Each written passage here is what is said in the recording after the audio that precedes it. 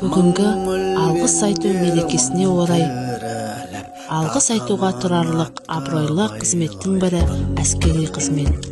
Әскер Қазақстанның тәуелсіздігінің кепілі, оның халқы мен ел амандығының берік сақшысы, қорғаушысы.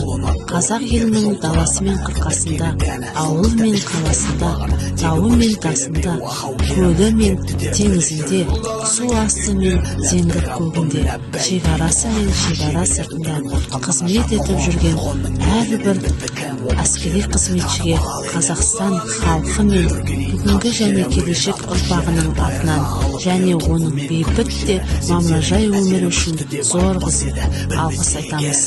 Сіздерге мың алғыс. Ауырда түрбіштеп жұрындар қалаушының құлың болуға даяр шумаланып тілінсе де, шегедей мықты ері шекеге оқ тисе де.